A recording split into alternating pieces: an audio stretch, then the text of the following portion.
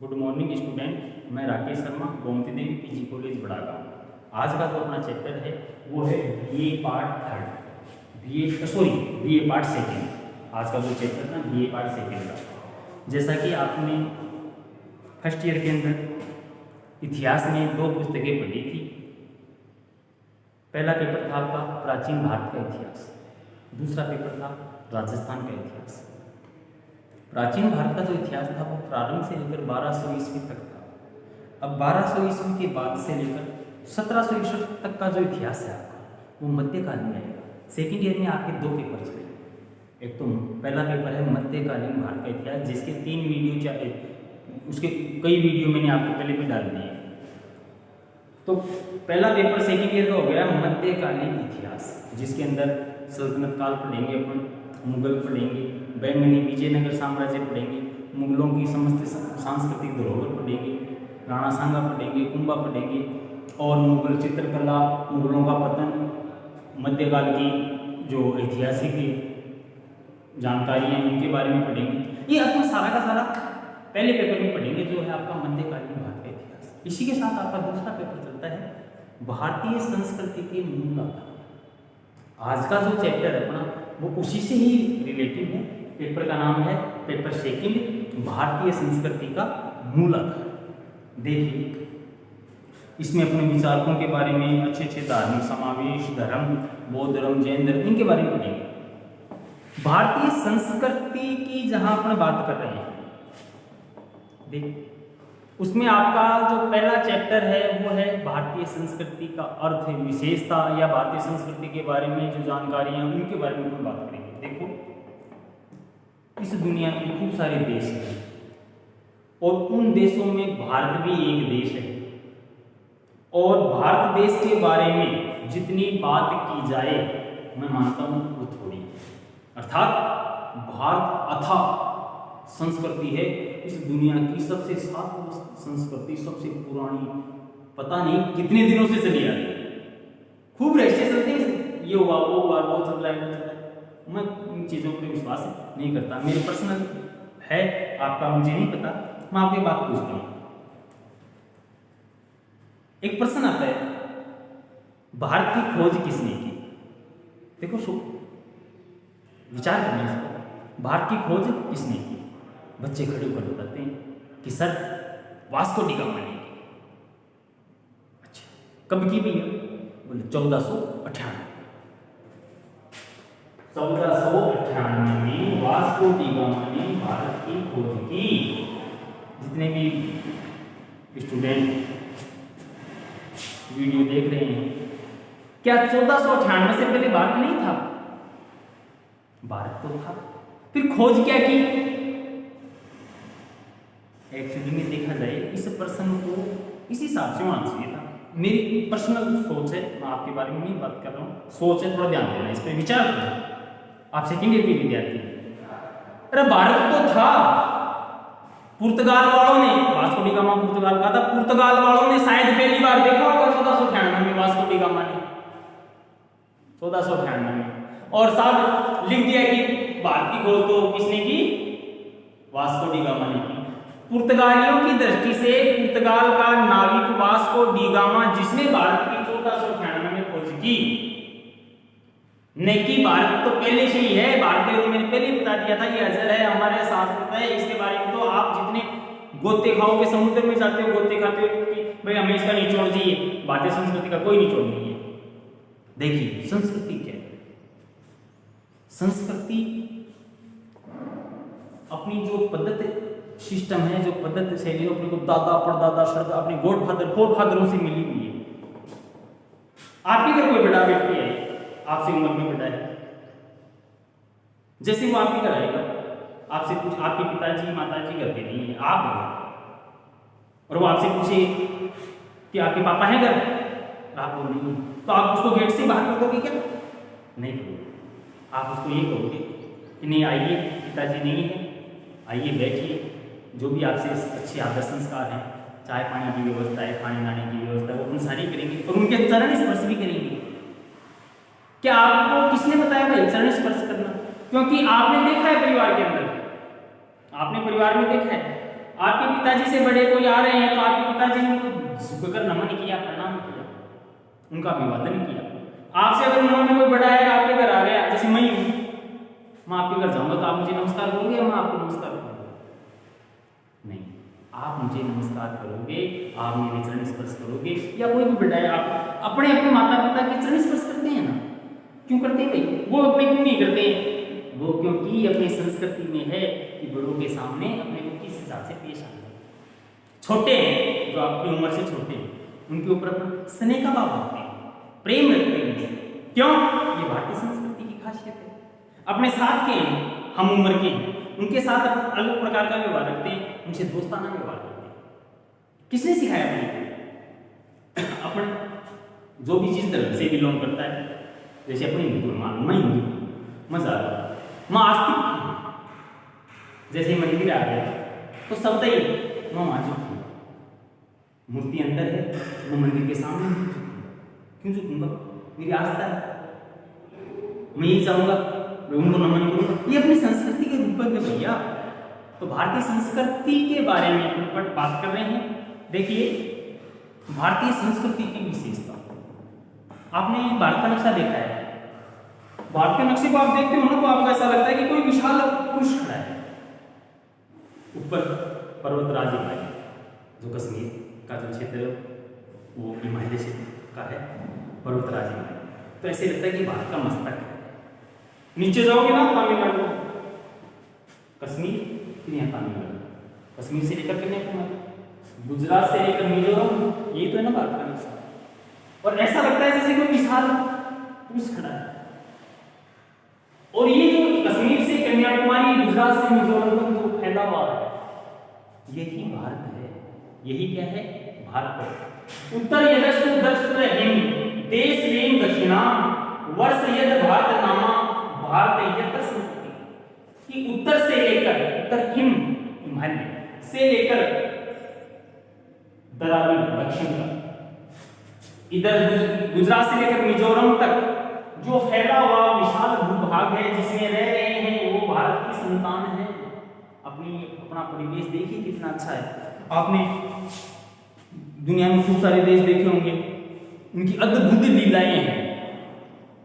कई देश तो ऐसे हैं जहाँ पर सारी जो जनसंख्या है वो गोरी मिलेगी, कई देश ऐसे हैं जहाँ पर काले ही मिलेंगे, कई देश ऐसे हैं जहाँ पर गेहूं रंग के मिलेंगे, कई का मुंह चिपटा मिलेगा, कोई हेमोसेपियन टाइप वगैरह, खूब सारे अलग अलग भिन्नताएं मिलेंगी। लेकिन भारत देश के अंदर आप देखोगे ना, सब कुछ है।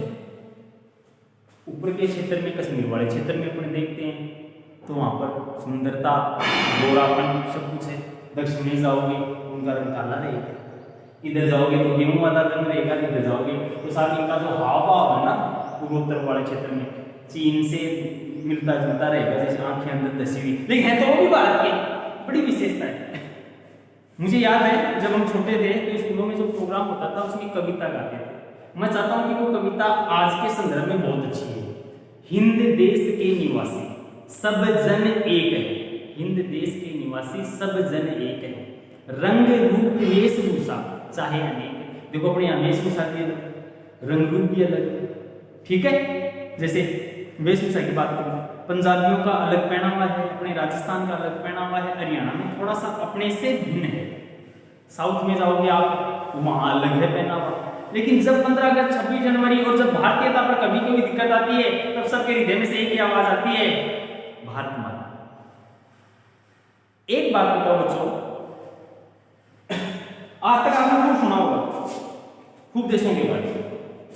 इस विश्व में जितने भी देश है ना, ऐसा कौन सा देश है जिसके नाम के आगे मां शब्द का उच्चारण आता है?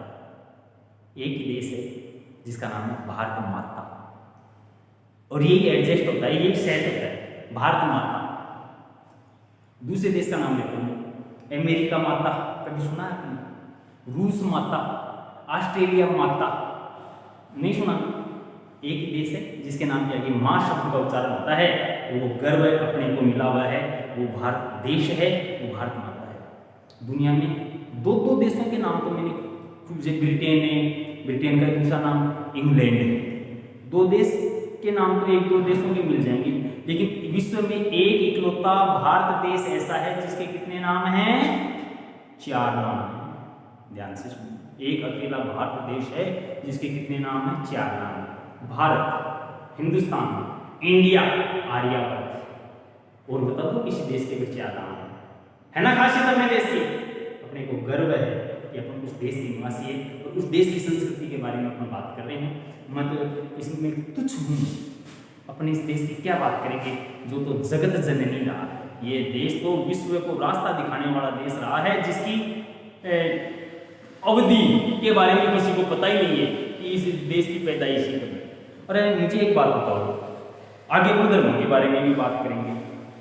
देखो, ईसाई धर्म वाले कहते हैं कि साहब दुनिया का सबसे पुराना धर्म हमारा ईसाई धर्म। मैं यहाँ किसी भी धर्म की कोई कटाक्ष नहीं कर रहा हूँ, सिर्फ एक आपको उदाहरण के लिए समझाने की कोशिश कर रहा हूँ।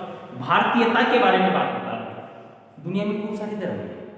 मैं आपसे अगर प्रश्न पूछूं कि बच्चों ये बताओ कि बौद्ध धर्म कब से प्रारंभ हुआ, तो आप लगभग बता दो कि सर आज से 2500 साल पहले की बातें हैं। महात्मा बुद्ध का जन्म हुआ था 563 ईसा पूर्व में।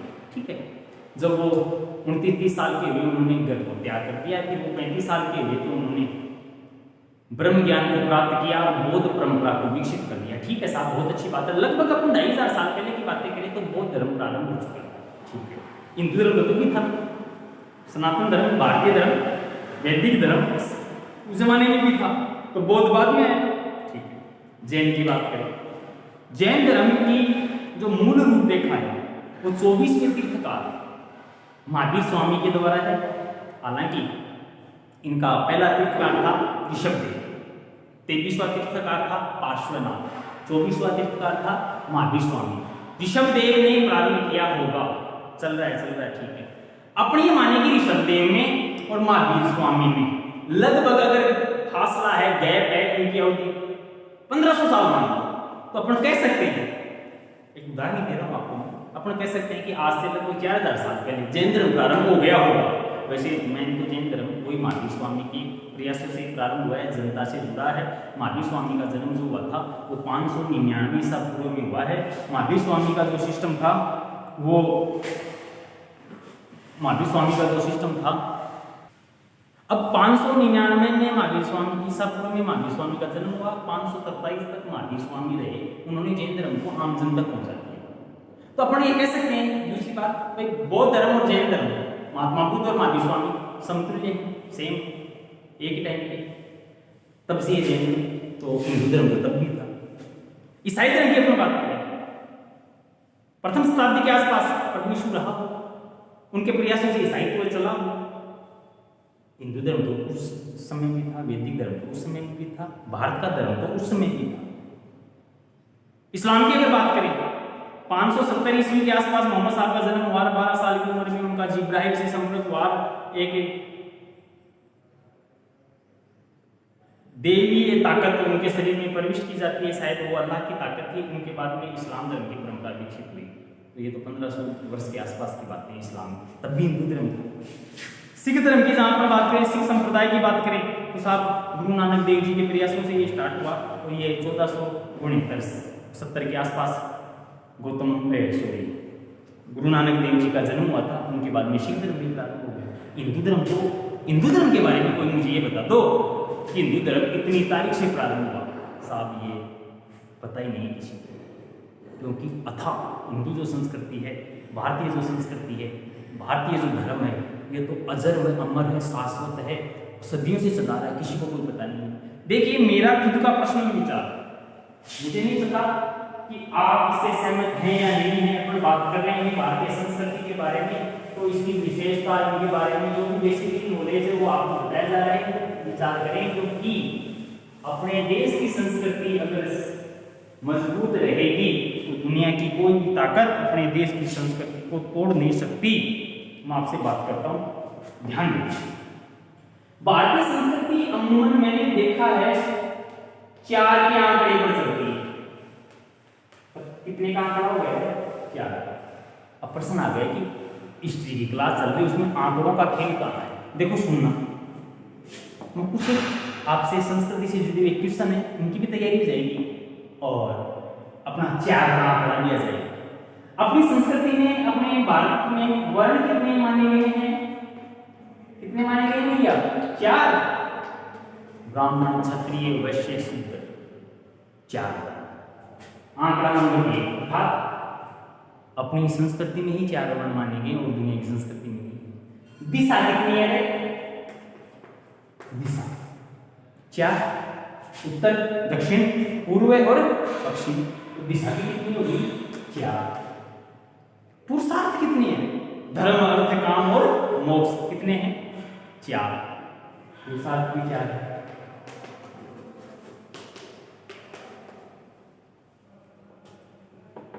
वेद कितने हैं? वेद वो भी 4 है साहब। ऋग्वेद, सामवेद, यजुर्वेद और अथर्ववेद, 4। सब कुछ सिस्टम 4 पे चलता रहेगा। सारा का सारा सिस्टम कितने पर चलता रहेगा? 4 पर। तो भैया आश्रम कितने हैं? अपनी संस्कृति के अनुसार जो सोकस का जीवन है वो कितने भागों में डिवाइड किया हुआ है? 4 भागों में। ब्रह्मचर्य आश्रम, गृहस्थ आश्रम, संन्यास आश्रम, वानप्रस्थ आश्रम। तो 4 मतलब आंकड़ा चल रहा है 4 पर, सब कुछ 4 पर।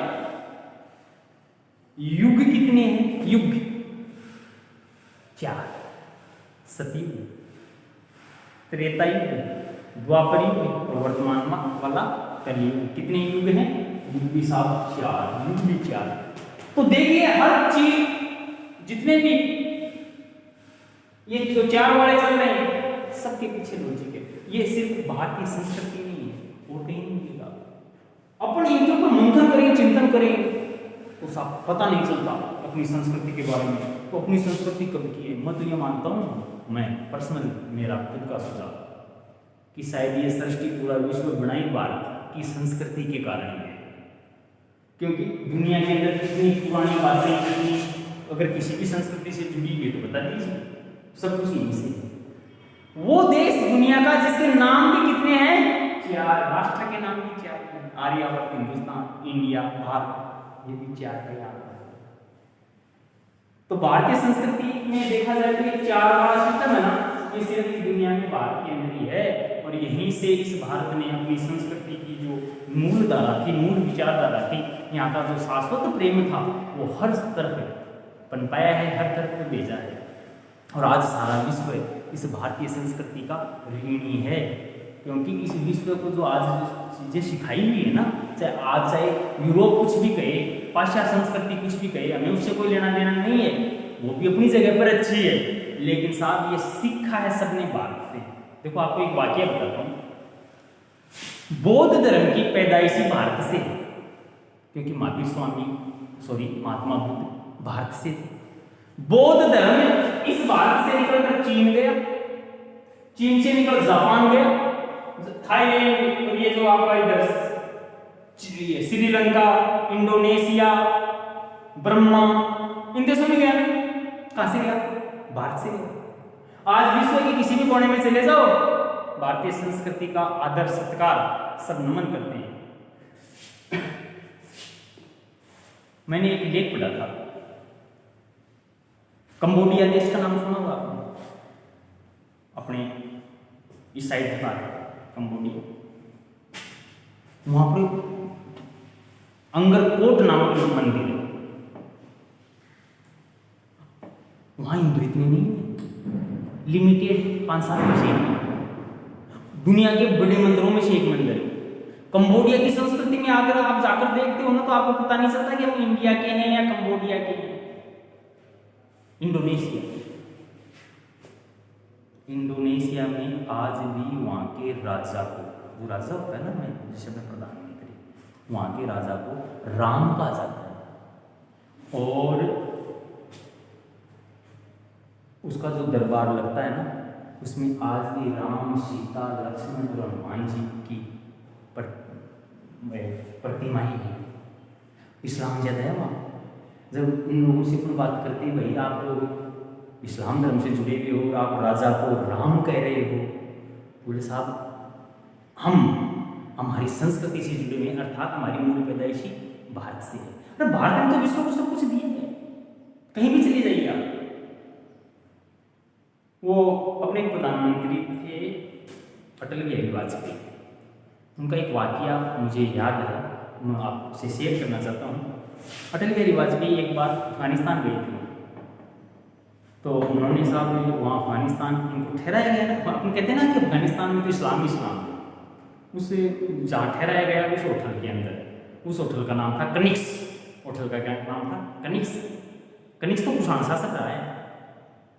जब अटल बिहारी वाजपेयी कवि थे, विद्वान थे, उन्होंने उनसे वहाँ के मैनेजमेंट से पूछा, भाई आपका अफगानिस्तान है, यहाँ पे इस्लाम होना चाहिए और आप मुझे जिस होटल में ठहरा रहे हो उस होटल का नाम कनिक्स है, तो ऐसा क्यों? तो उन्होंने कहा कि कनिक्स से हमारा पुरखा था। क्या था? पुरखा, फोर फादर, गॉड फादर, हमारे पूर्वज। हमने धर्म ही चेंज किया है, अर्थात हम हिंदू थे। इसका मतलब ये हो गया ये लोग क्या थे? हिंदू थे। हमने धर्म ही चेंज किया है, परिवर्तित किया है, संस्कृति नहीं छोड़ी है। तो साहब ये भारत देश की संस्कृति है, इसके बारे में तो जितना अपन बखान करें, चाहे 15 साल लगा दो, कोई दावे के भाई भारतीय संस्कृति का कोई निचोड़ नहीं है, जहाँ तक मेरा मानना है। एक देखो, मैं आपसे एक बात तो बताता हूँ भारतीय संस्कृति से जुड़ी हुई है। डायलेक्शन है, डायलेक्शन। भारतीय तो फिट होते हैं, फिट का मतलब बहुत अच्छी तरह से एडजस्ट होते हैं। प्रेम कितने अक्षर है? 2.5 अक्षर। प्रेम पे आधा रह उन्होंने प्रेम। अगर दुनिया में सब होगा, शायद किसी भी संस्कृति में होगा प्रेम, मुझे नहीं मतलब, लेकिन मैं हिंदू संस्कृति, भारतीय संस्कृति के बारे में बात कर रहा हूँ। सबसे ज्यादा अगर है तो भारतीय संस्कृति में। कैसे आपको छोटा सा उदाहरण देता हूँ। भगवान राम का माता सीता के प्रति अथाह प्रेम था या नहीं था? उस प्रेम के चलते जब रावण ने सीता का हरण किया, श्रीलंका ले गया, रावण सीता को कहाँ ले गया? सीता माता को लंका ले गया। और इस प्रेम के चलते रामचंद्र जी ने वानरों के साथ संगठन बनाकर, सेना बनाकर सीता पर, ऐसे अपने शास्त्र बताते हैं, सीता को प्राप्त करने के लिए लंका पर चढ़ाई की या नहीं की ना? सेतु बनाया, वो सेतु प्रेम की निशानी है या नहीं है? प्रेम के बारे में दूसरी बात तो बताता हूँ आपको। अपन कहते हैं कि भारत में ऊंच नीच थी, छुआछूत थी। मैं जहाँ तक सोचता हूँ, मेरे हिसाब से इस भारत में सतयुग में तो ऐसा है, त्रेता युग में इनमें मुझे नहीं लगता कि ऐसा था। अगर ऊंच नीच का भाव होता तो जो माता भीलनी थी ना, भीलनी, उसके जूठे बेर थोड़ी भगवान श्री राम जी खाते, नहीं खाते ना। भीलनी पहले बेर को खुद चखती है, फिर किसको देती है? भगवान श्री राम को देती है। अगर ये ऊंच नीच का भाव अगर होता, देखो ये प्रेम था उस भीलनी का उन बेरों में। अगर वो बेर खट्टा भी था ना, तो उस जो भीलनी माता थी, उसके वात्सल्य से, उसके प्रेम से वो बेर सबसे क्या हो गई? मीठी हो गई। तो साहब ये जो भारतीय संस्कृति के बारे में अपने जितनी बातें करें उतनी थोड़ी है। एक चलता है जिससे बहुत है सर, त्याग।